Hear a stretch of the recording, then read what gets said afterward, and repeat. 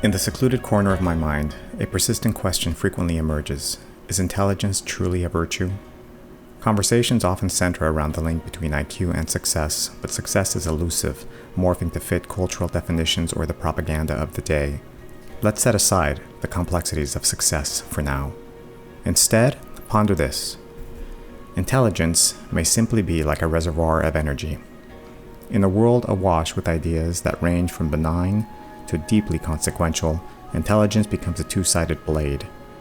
If those possessing these ideas are mere vessels of intellect, they'll swing their knowledge recklessly, championing ideas without discretion.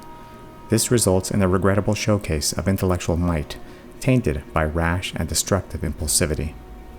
Observe this in politics, where rhetoric is often cloaked in intellectual superiority.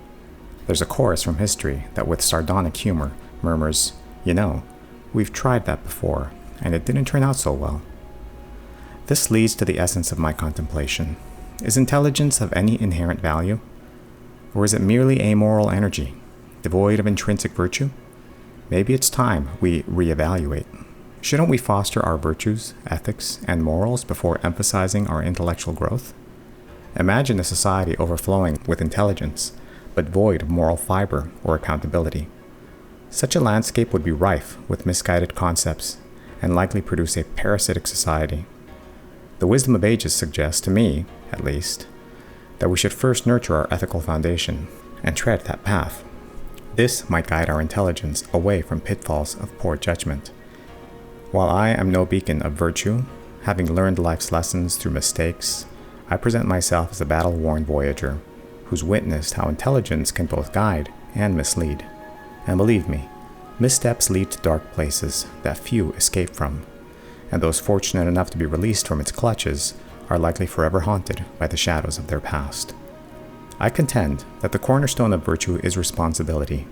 Many only realize this when they're at their lowest, with no one to point fingers at but themselves.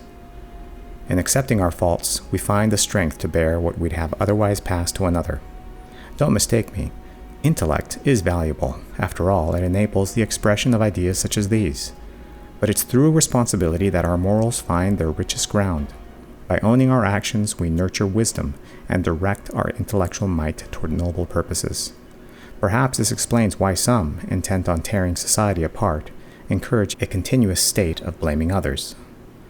Blaming others for their own misfortunes, or even blaming others for the climate. Perhaps the rise of artificial intelligence stands as the most compelling testament to my thesis. In the hands of the virtuous, this tool can accomplish wonders, but in the grasp of those seeking advantage at the detriment of others, it can unleash havoc. In our quest for intelligence, we must remember its double-edged nature. While it holds the potential to solve many of our world's problems, it can just as easily amplify our worst inclinations if not tethered to a strong ethical foundation. History whispers warnings of intelligence without discretion, with disastrous outcomes. As we stand on the cusp of an era driven by artificial intelligence, we should prioritize fostering virtues and ethics before blindly chasing intellectual prowess. Intelligence, while invaluable, must serve as the force propelling us forward, not dictating our direction. It's high time we place virtue at the helm, and let intelligence be the wind in our sails. Only with this balance can we chart a course toward a brighter future.